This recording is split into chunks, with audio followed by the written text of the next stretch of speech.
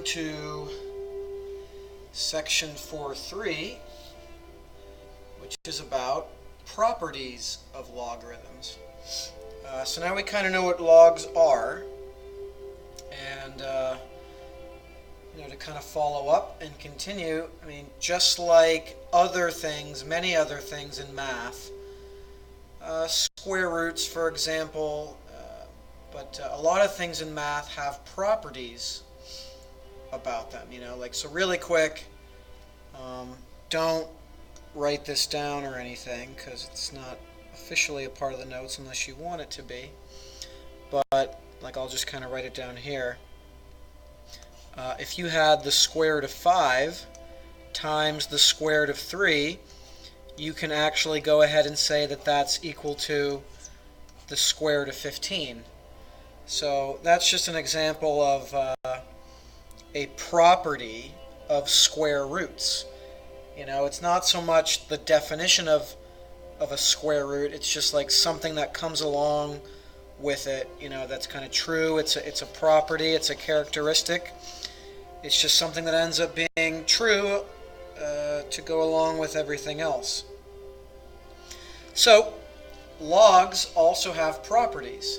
So as you write these down, just let me remind you that the stuff in blue is just, again, fine print, like a lot of technical math definitions, that you'll find in many a textbook.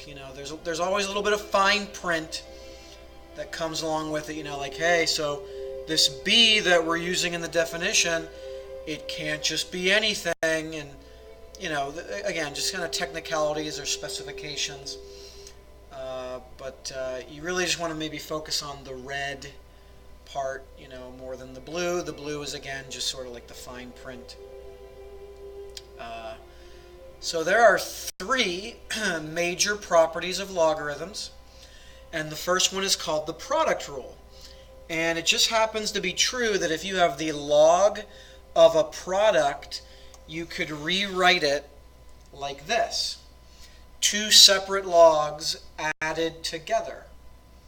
So again, if you had the log of mn, you could split it up, and the word is actually expand.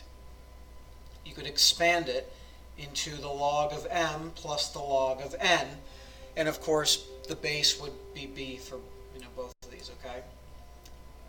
Whatever this base is, then the bases over here would match. So that's the product rule. It's just something that's true with a log, with any log. And there's also a rule called the quotient rule, where if you have the log of a quotient, the log of m over n, what do you think? I'll give you a few seconds to think of a guess what this rule would be. Okay, well, you could rewrite the log of m over n as the log of m minus the log of n. So again, you could expand this log into 2 logs that were being subtracted. So it's like the log of the numerator minus the log of the denominator, both base whatever, both base b.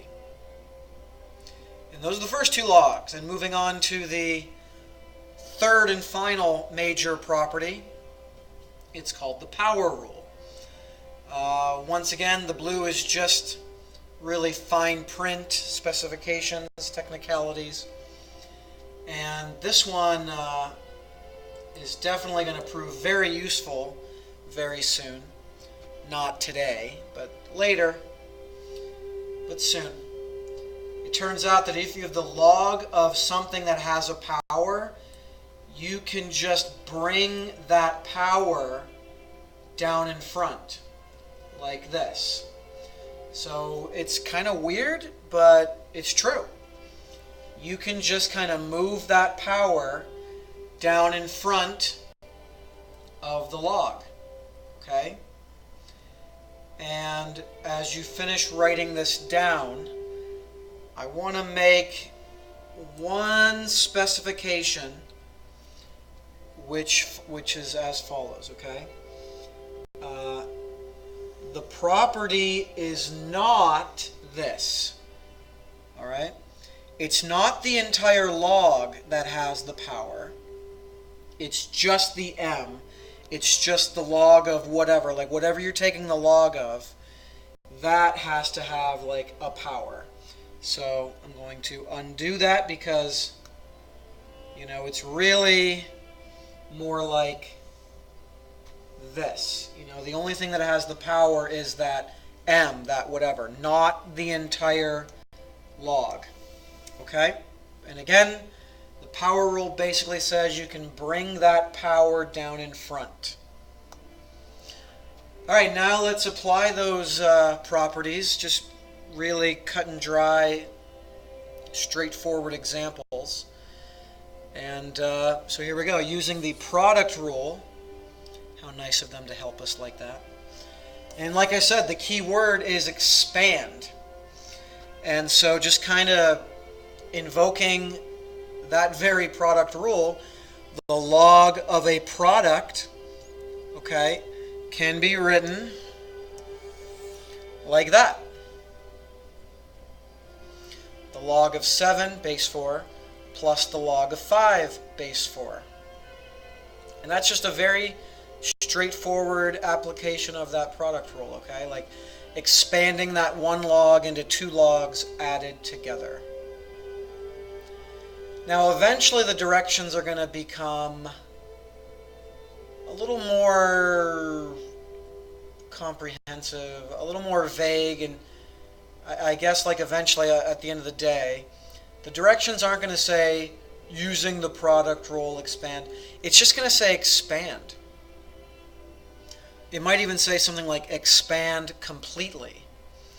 And the directions might also include expand, and then also simplify or evaluate wherever it's clean, or wherever possible. And what that means is, like, if you can do the log of 7 base 4 cleanly, you should do it. Or if you can do the log of 5 base 4 cleanly, without using a calculator or without giving like messy answers, you should do it. So, just really quick, is there a clean answer to the log of 7 base 4? No. Is there a clean answer to the log of 5 base 4? No. So we would move on to example B, where again we're still supposed to be doing the product rule. And yes, 10x is definitely a product. So we can expand it into the log of 10 plus the log of x.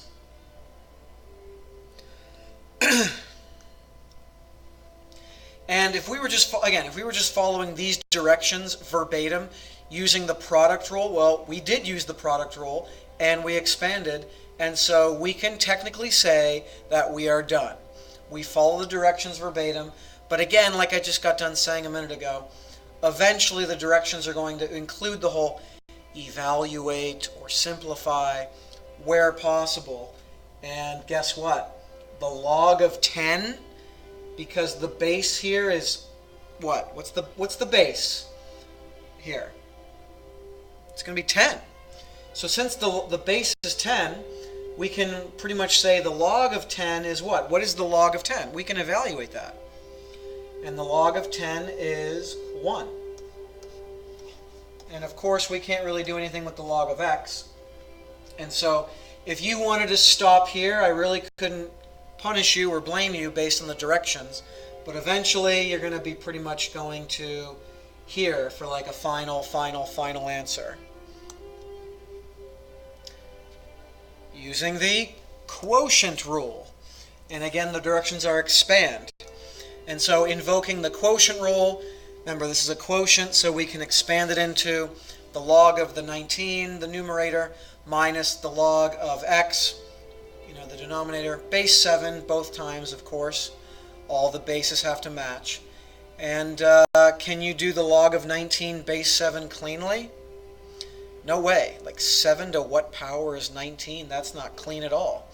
I know it's 1 point something, because when you do 7 squared, it's 49. So it'd be 1 point something. I don't even begin to guess. Like 1.1-ish, 1.2-ish. I don't know. I don't care. We can just stop right there.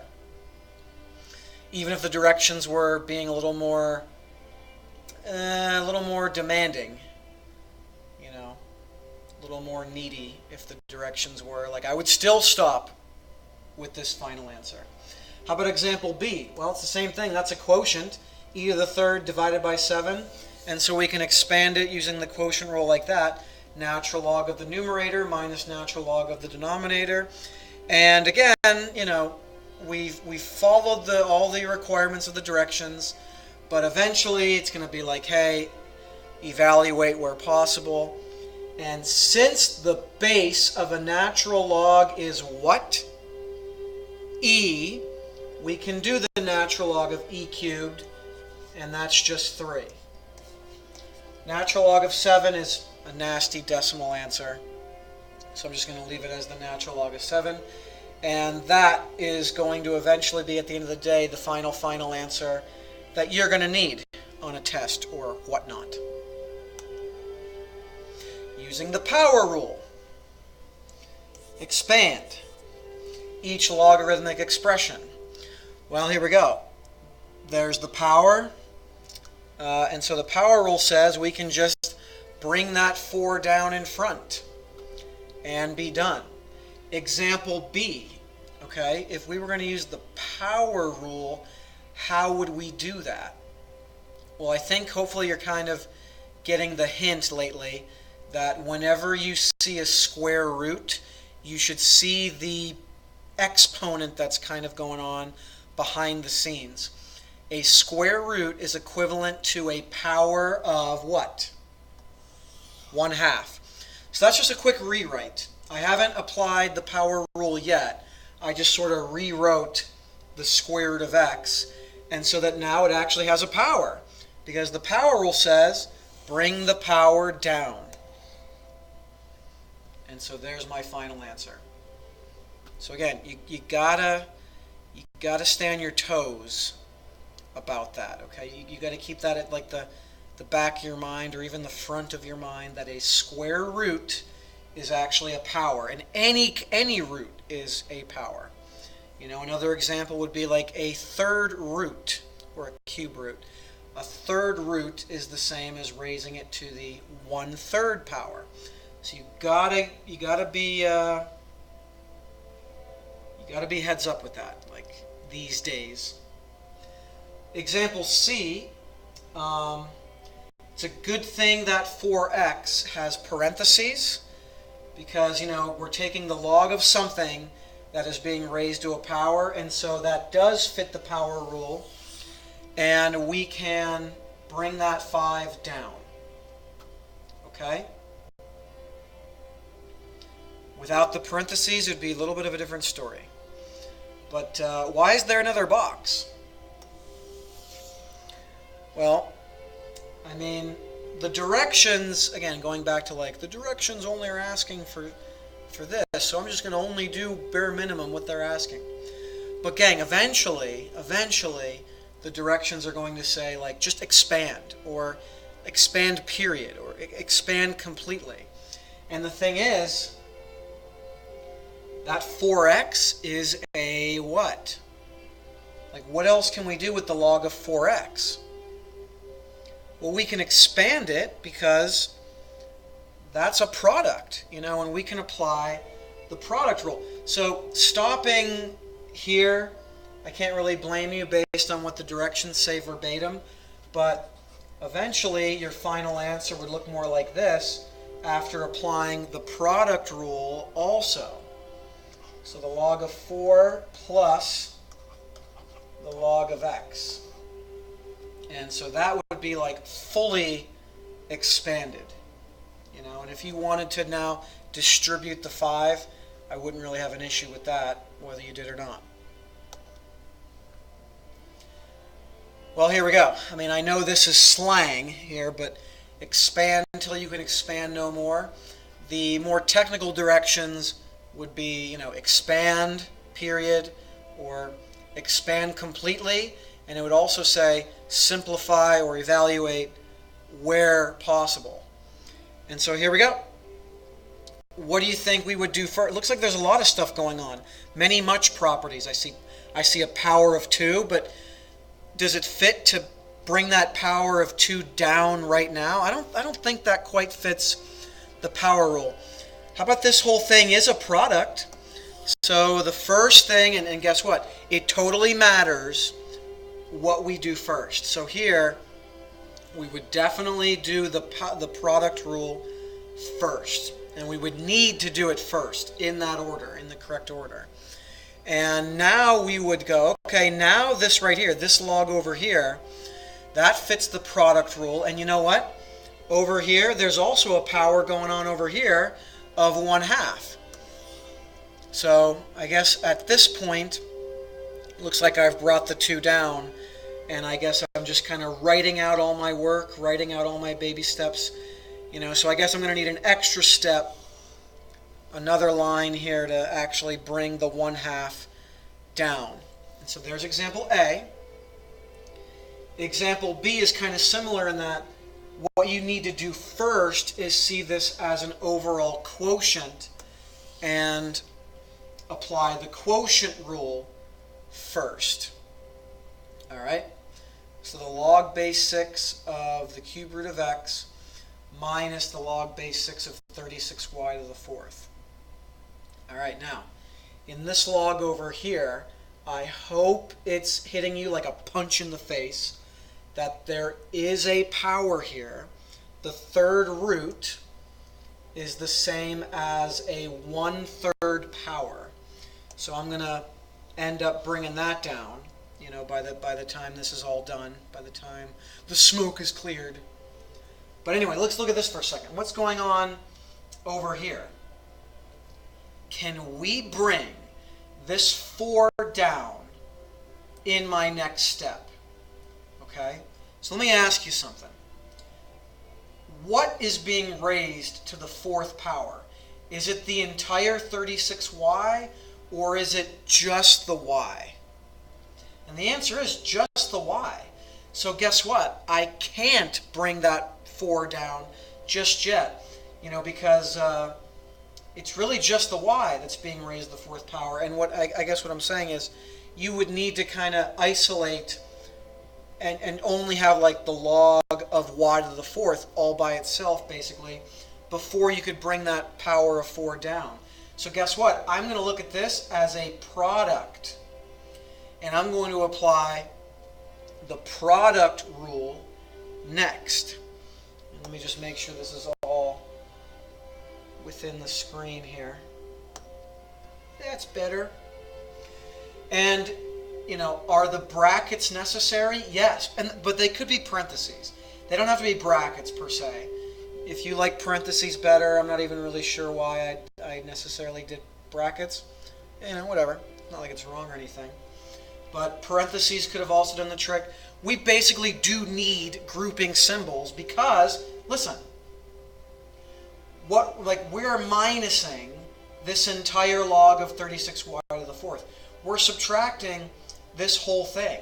Well, this whole thing became this whole thing. So I want to make sure I'm subtracting all of it, not just this log of 36, but this whole sum. And it matters even more because it is a minus sign. If that was a plus sign, it wouldn't be as big of a deal, or it wouldn't be a big deal at all, really. But we're subtracting all of it, not just this log of 36, okay? This whole thing became this whole thing. And yeah, this minus is about to be distributed to both of those logs in a minute. But what else are we going to do? What else can we do to finish expanding and evaluating and applying these properties? Well, guess what? There's a power here. Now I can bring this 4 down over here in this log, and guess what? What can we do with the log of 36 base 6? We can just evaluate it cleanly because 6 to what power is 36? That's just a clean 2. So here again, brought the 1/3 down, brought the 4 down, made this just a 2, and we also, to remind you, distributed the minus sign, and so we also have a minus there.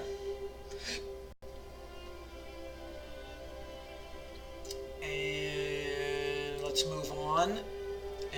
kind of changing gears now to condensing. All right?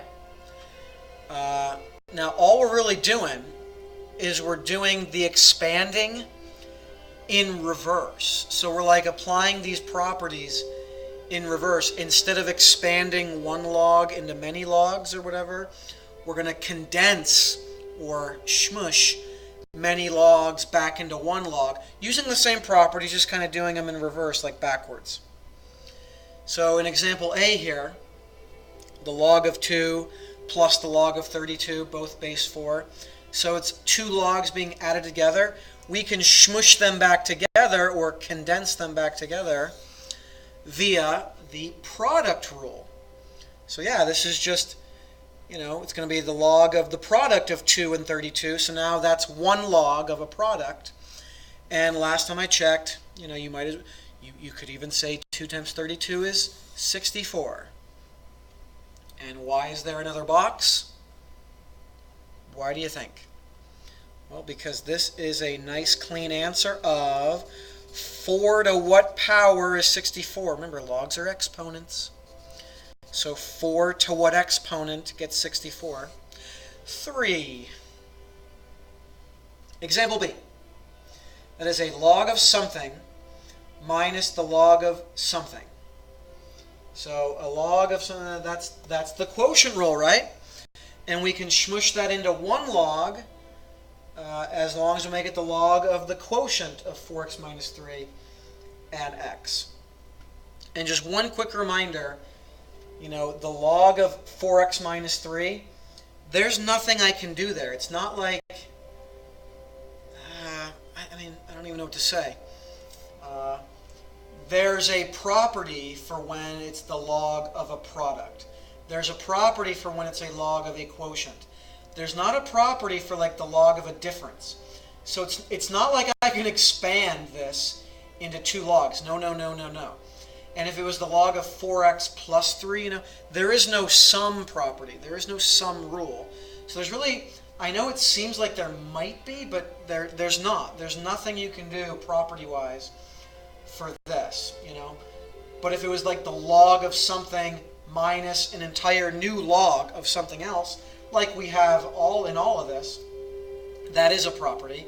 It's the quotient rule, and so you can rewrite it as one log of a quotient, not log of 4x minus 3 over the log of x. No. It's just one log of the entire quotient. Moving on. So can we smush these logs back together, condense them back together? It's a log plus a log, and that makes me think product rule, but does the product rule even apply when there's coefficient type numbers out in front like 1/2 and 4? And the answer is no. So the first rule we actually have to apply here is the power rule. So that needs to happen first. That's got to happen first. All right, so we put the powers back up into their spots. And now I can apply the product rule and smush those logs into one final log. And you might be thinking right now, shouldn't we or could we just rewrite x to the 1/2 as the square root of x using like a radical symbol? So could you just write it as the square root of x? You totally could, and that would be fine. You don't have to in my mind, but if you could, it's certainly not wrong. Do what you want. I'm going to leave it as x to the 1/2 power. And here we go, example D. Same kind of thing. We have a log minus a log. Remember, natural logs are just logs, so don't yell at me or anything. So we have a log minus a log, but the quotient rule doesn't really apply good enough as long as this 3 is out here. So the first thing we got to do is put that 3 back up into the power location, using the power rule first. You have to do that first. It's important what order you do things in. And now it's the natural log of something minus the natural log of something. So the quotient rule now applies to here, right? Remember, again, natural logs are just logs. So, of course, the properties also apply to those, to the natural. They're not that special. They're really just logs. One more example, and here we go. Okay. It's actually not that crazy. Of course, I'm going to make it crazy. I'm going to make it into a big deal here. So, I think what you're probably noticing right out of the gate is that there are 3 logs. How are we going to smush 3 logs back together? Well, the quick and easy answer is you're just going to do 2 at a time. You're going to pick 2 at a time, and it's just going to take like a couple different rounds of smushing. Now, here's the thing. You probably, if you had to pick 2 logs to smush together, you'd probably pick these 2 logs, okay? And that is totally fine. You know, how would you smush those 2 logs together, right? Well, first you would put the powers back up into those exponent spots, right? So the first thing you would do is the power rule, right? Before you would do really any smushing. Any real condensing. You would put the 4 back up into the power, the 2, and the 1, right? But once you had a log minus a log, that would be a quotient rule. And then you would take that smushed log, and it would be like minus this other log, and you would do like another quotient rule. And that's fine, and that's what I started over here. You know, that's not actually going to be the method I let play out and follow through with, but you could totally do that. And, you know, again, once you put the 4 back up into the exponent and the 2, and guess what? So that makes 6 squared. You know, that's where I'm getting the 36 from. Putting the 2 back up there and making it 6 squared would be 36. And so this would be like the smushed condensed log after the first quotient rule, and then you would just do like another quotient rule, and you'd have a messy looking fraction that you might have to clean up a little bit, but hey, that'd be fine. But I want to show you this other alternative method that most textbooks seem to go with, and this is how I was groomed myself when I was your age. So what I'm going to do is I'm actually going to focus on these 2 logs together. So I'm going to group these 2 logs together, and since there's a minus out in front, and now that I'm putting a parentheses around these 2 logs, now this minus sign not only applies to this log, but it also applies to this log, and so I'm going to switch this to a plus so that in a way it stays minus, you know what I mean? So anyway, basically what I intend on doing is smushing these 2 logs together first. And since it's now a plus, what property applies, you know, after I bring the 2 back up to here, the 1/2 and the 4. But after this, since it's a plus sign, how do I smush or condense these 2 logs together? Well, now it's going to be the product rule. So I guess I'm opting for a product rule if I can, you know, versus a couple of quotient rules. That's what's kind of going on here. And so and again, 6 squared is 36. So now it's a product, 36y to the 1/2, or 36 times the square root of y.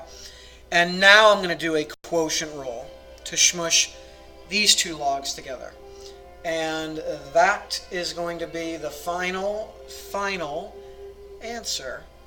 And that's, I guess, all there is to section 4.3.